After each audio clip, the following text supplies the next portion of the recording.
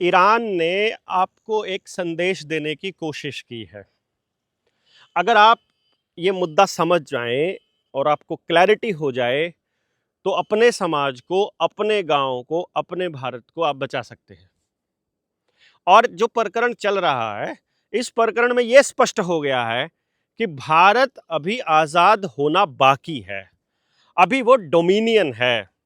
America ने उसे Russian तेल खरीदने की इजाजत दे दी है। मतलब अमेरिका इजाजत देगा तो भारत तेल खरीद पाएगा। लेकिन भारत में तेल खरीदने वाली एजेंसी कौन सी है? एचपीसीएल इनकी है, भारत सरकार की? नहीं।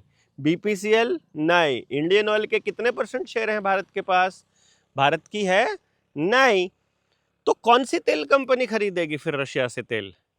वो खरीदेगा अडानी। पहले भी वही खरीदता था और असल में वो भारत के लिए नहीं खरीदेगा, उसका शोधन करके वो यूरोप को बेचेगा। यानी कि जो ईरान से तेल की, ईरान और इराक से जो तेल की सप्लाई बंद हुई है अमेरिका को, अमेरिका के पास कहीं से भी तेल की सप्लाई नहीं आ रही है, उसको तेल चाहिए, तो उसके तेल की भरपाई के लिए ये परमिशन दी गई है। और वो भी मेरे ख्याल से प्रेसिडेंट ने नहीं दी है, कागज कहीं और से आए हैं। आप सोचिए कि ईरान अमेरिका के हाथों पराजित नहीं हो पा रहा। इतना बड़ा महाशक्ति कहलाने वाला अमेरिका एक छोटे से देश के आगे मतलब घुटने टेक रहा है। क्या कारण हो सकता होगा आपके सामने? जो ये अभी अभी ईरान का जो टॉप लीडर है खेमेनेई, खेमेनेई था, तो खेमेनेई था या खेमेनेई था, वो आप कमेंट में लिखिएगा, वो मार दिया गया।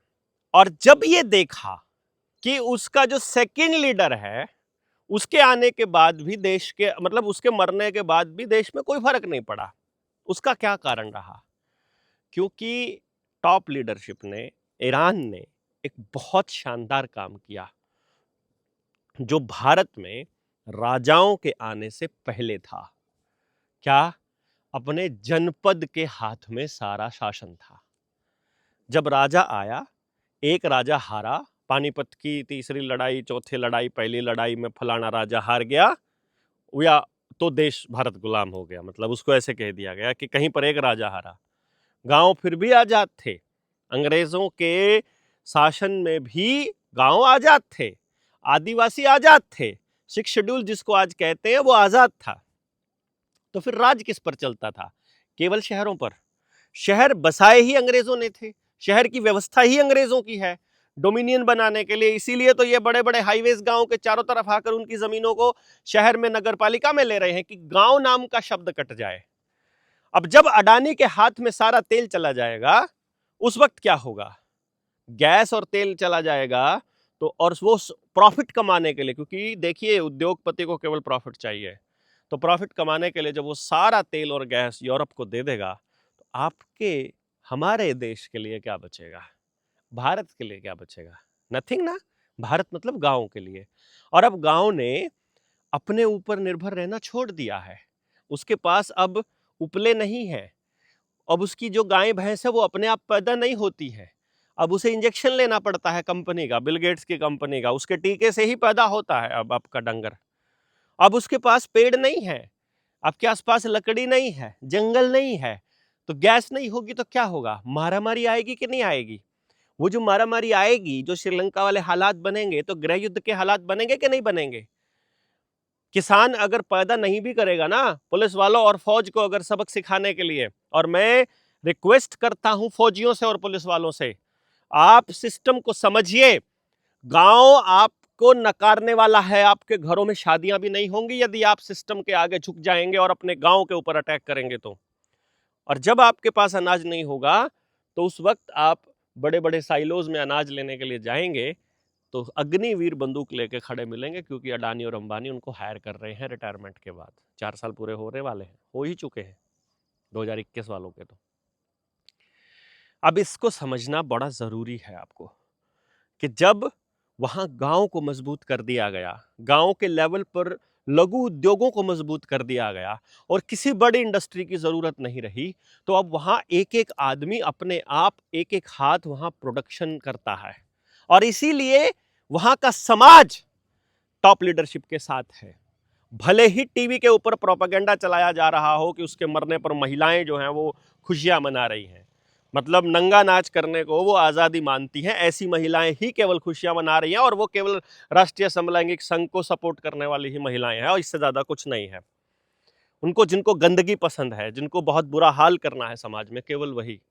तो अब आपको ये समझना पड़ेगा कि आप भारत को कैसे बचा सकते हैं। यहां से आपको क्या सबक लेना पड़ेगा कि अगर वो देश छोटा सा उनके काबू नहीं आ रहा, तो जिस देश में 100 करोड़ से ज्यादा की आबादी हो, जहां 65% लोग जवान आते हों, वो कितना मुश्किल होगा संभालना किसी भी बड़ी महाशक्ति के लिए। तो भारत के आजाद होने के लिए ये मौका सबसे उपयुक्त है, यदि गांव जाग जाए तो। जनता सरकार मोर्चा के साथियों, मत चुप रहो, मत बैठो घर में। हमको किसी का विरोध करने की आवश्यकता नहीं है। आप गांव वालों के दिमाग में इस बात का बीज डाल दीजिए कि हमको अपनी व्यवस्था चाहिए। हमारे बच्चों की पढ़ाई के लिए हमको इंडस्ट्री द्वारा संचालित करिकुलम नहीं, बल्कि समाज द्वारा निर्मित करिकुलम चाहिए। हमको वो पाठ्यक्रम चाहिए जो बच्चे को जीवन के लिए तैयार करता हो, उसकी आजीविका के लिए तैयार करता हो और प्रत्येक बच्चे को करता हो और सुख में जीवन जीने के लिए प्रेरित करता हो या उसके लिए तैयार करता हो। हमको बिना बीमार होने वाली व्यवस्था चाहिए। हमको अपना राज अपने गांव पर चाहिए और हमको अपनी जमीन पर कब्जा चाहिए। हमें ऑनलाइन नहीं देना है। आप उन कंपनियों के डाटा सेंटर्स के लिए अनलिमिटेड वाटर सप्लाई दे रहे हो। आप उन कंपनियों को अपने देश के अंदर एंट्री के लिए जगह दे रहे हो जब आप उनके ऊपर निर्भर हो रहे हो। इसलिए हमको अपने देश के लोगों को, अपने गांव के लोगों को जगाते रहना पड़ेगा, ताकि हमारी जैसी सोच के लोगों को आगे ला के हम लोग ये बता सकें कि हम क्या करना चाहते हैं। आपके पास ये मौका है।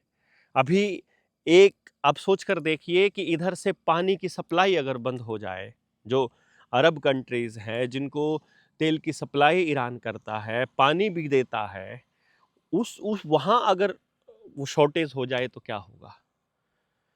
वो तो सारा का सारा मतलब अफरा तफरी का माहौल नहीं बन जाएगा क्या? और आने वाले समय में जो रेड सी से जो इंटरनेट की केबल है, उसको अगर काट दिया जाए तो क्या होगा?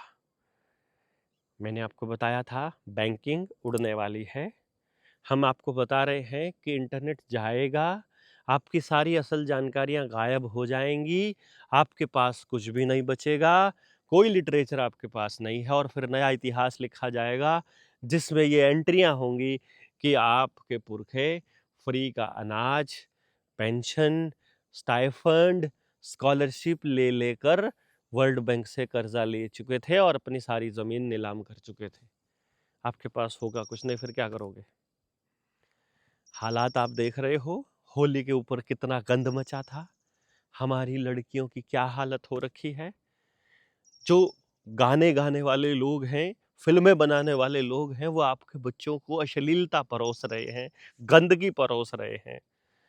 आप क्या कर रहे हैं? गांव में पंचायती जो बने बैठे हैं, वो एक टुकड़े पर, समस्या के एक टुकड़े पर बात करते हैं और उसी पर महीनों महीनों गुजार देते हैं।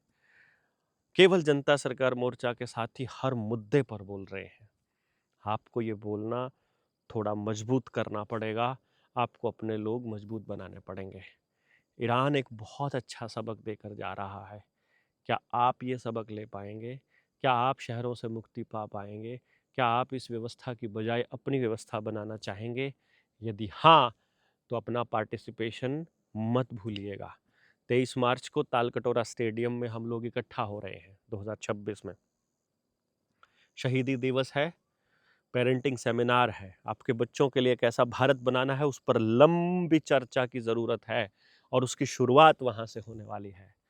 हम आप लोगों से गुजारिश करेंगे, हमको उस व्यवस्था को बनाने के लिए आप आर्थिक मदद भी कर सकते हैं। 9518170000 ये व्हाट्सएप नंबर भी है। जिन्होंने पेरेंटिंग की ट्रेनिंग बेसिक कर रखी है वो भी मैसेज जरूर भेजिए।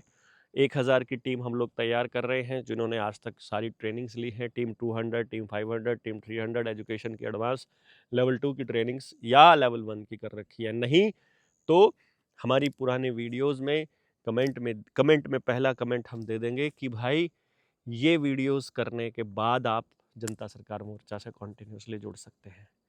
आप सारे लोग अपने भारत की व्यवस्था को बनाने में जनता सरकार मोर्चा के हाथ मजबूत कीजिए। आने वाले समय में हम इन पर लंबी चर्चाओं के लिए यात्रा निकालेंगे और पूरे हरियाणा की यात्रा निकालेंगे, पद यात्रा 7000 के 7000 गांव तक। तब तक सपोर्ट करते रहिए। जय हिंद, जय भारत।